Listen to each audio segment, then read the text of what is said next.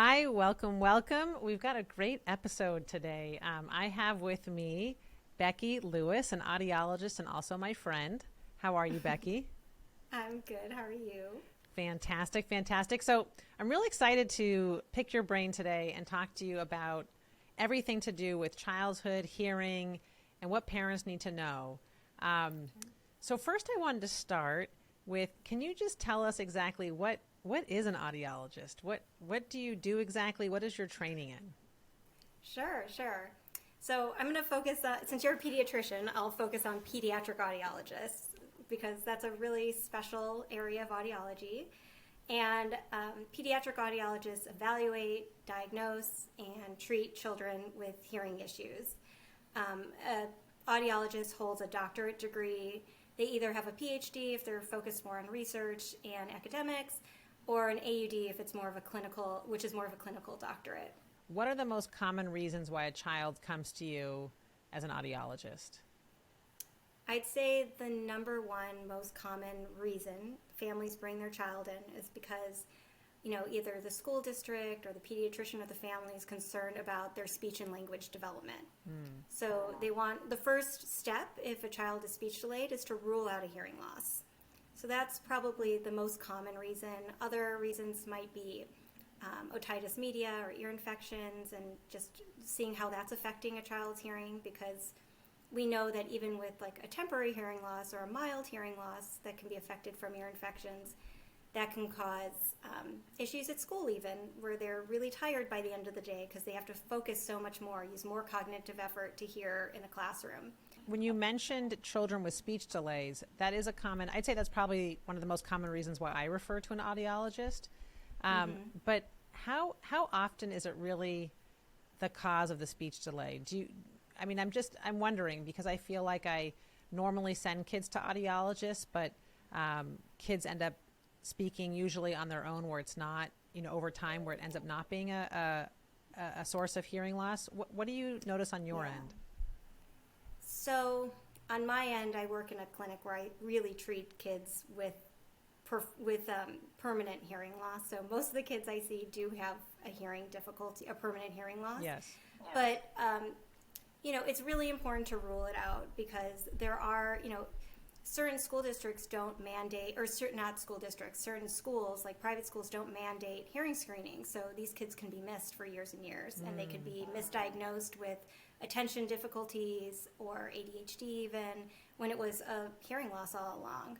Would you say that in California, because we have the universal hearing screen, so that is every child that's born in a hospital, they all get screened for hearing loss, do you think that's helped decrease surprises, that most parents know ahead of time now when their children do have hearing loss?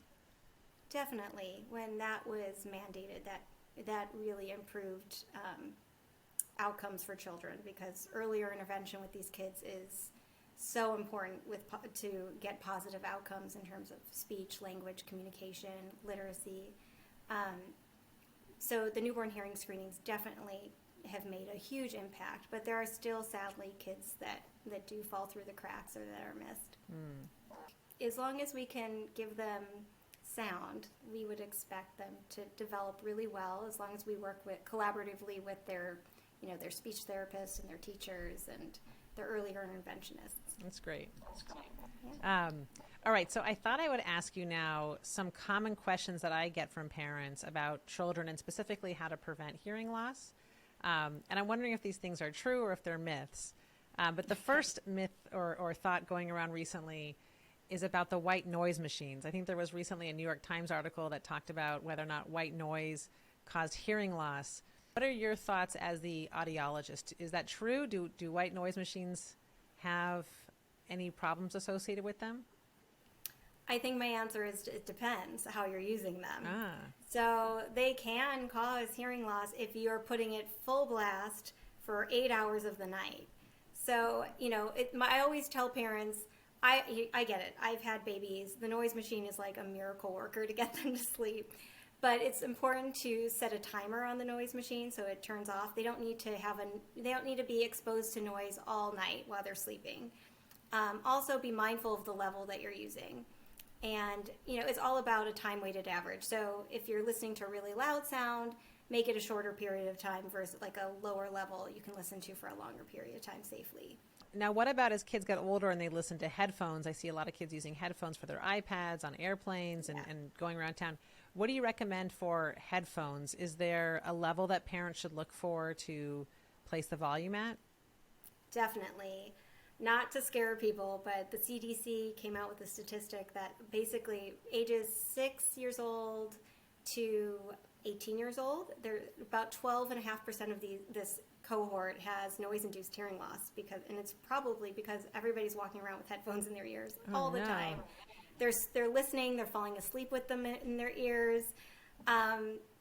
Anyhow, if you're streaming from like an Apple product, actually, I don't know how to do it on all of the devices, but you can go into settings, sound and haptics, and actually limit the maximum output of your device. So even if you crank it up all the way, if you're going for a jog outside and you want to turn it up to a certain level, it won't let you. You've limited yourself so that you don't cause any damage to your ears.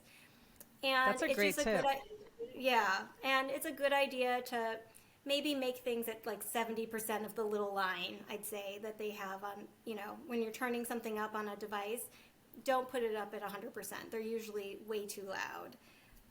Another tip, if you're in a quiet room and you have earphones in and somebody's talking to you and you can't hear them, it's probably too loud.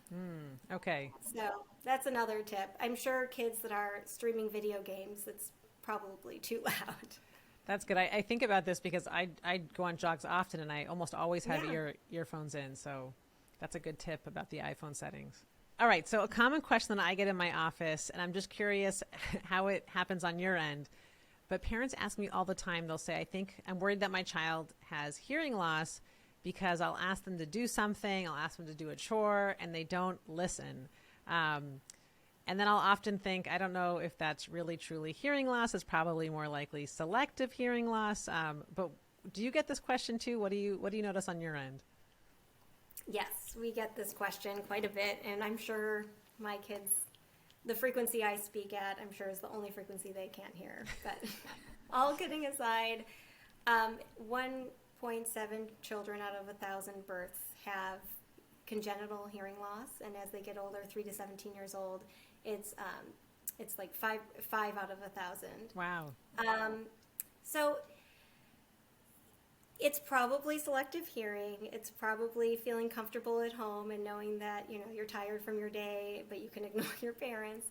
But if you find that your child says "huh" a lot or speaks loudly, has a hard time focusing, or really needs to face you to understand you, can't hear you if you're at a distance, these are the signs that maybe just get a hearing test to rule it out. Absolutely. No, I think that's good to hear, because 5 per 1,000 means it happens, but it's not that common. Correct. Okay. Yeah. Are there any other tips for parents to prevent hearing loss? Anything that they can do on their end? So we talked about headphones, we talked about white noise. Any other common reasons that you see children experience hearing loss?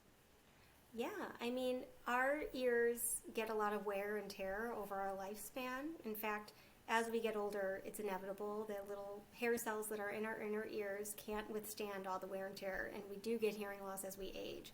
So the more wear and tear we put on them at an earlier age does not set us up for positive outcomes even later. So if you go to concerts, if you go to hockey games, places that are loud, echoey, car races, things like that, please wear hearing protection. And again, those sound level meter apps are super useful on your phone, and you can assess what kind of hearing protection is appropriate. So if it's 100 decibels, it's way too loud. That can cause immediate hearing damage. So you think, okay, if I need to get us down to 70 or 80, wearing hearing protection that has a noise reduction level of 20 dB or 30 dB is appropriate. So like the foam earplugs are really good. I know they're not fun for concerts because they muffle the music, but there are other things if you're frequent concert goers. So if your child plays an instrument or is in a band or goes to venues a lot, maybe even getting custom musician plugs is a good thing for them. So custom musician plugs have different level filters that can pop in, so you can decide what noise reduction rating you need. So like percussionists need the highest level of noise reduction. What about things like earwax. A lot of parents are concerned that their children make too much earwax because it might affect their hearing. Do you notice this on your end to be true? Earwax is normal. It's normal to have sticky earwax. That's okay. It's your ear naturally cleaning itself. Do not stick Q-tips in because honestly that just pushes the wax towards the eardrum. And if it becomes, the only problem with earwax is if it becomes impacted. And then it's very uncomfortable for an ENT doctor to pull it out. It can be done, it's not a big deal, but kids don't like it. Right. So the best way, if your child gets excessive amounts of earwax and you're concerned, you can get wax softening drops from the drugstore, like Deprox drops, and you can just put a couple drops in the ear canal, let it sit for a few seconds, and then you can use a bulb with water to flush out the drops and let the earwax come out like that. Yes. Yeah. So earwax is normal. If your child really makes a lot and your pediatrician notices that it's becoming impacted, then probably trying that wax softening routine is a good idea. But you don't notice it ever, like even if a kid that has waxy ears, do you notice that it ever affects the hearing? Or is there... Only if it's impacted. Okay. If it's like stuck on the eardrum because they were shoving it down. Yes.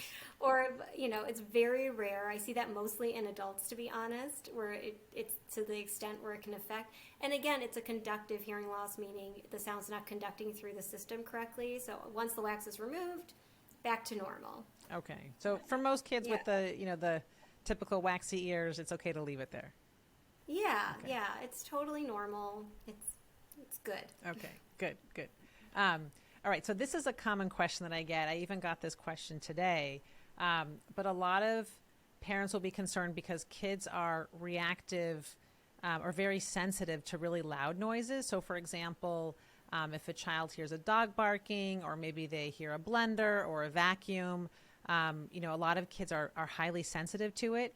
Do you notice that that's an issue of any kind? Like, should parents be concerned if their kids are very sensitive to loud noises?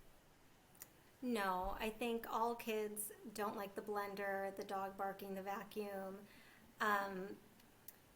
When they're really little, they are still learning like a fight or flight response, so they don't know that these sounds are safe, and even though they're loud and scary, they're not going to hurt them.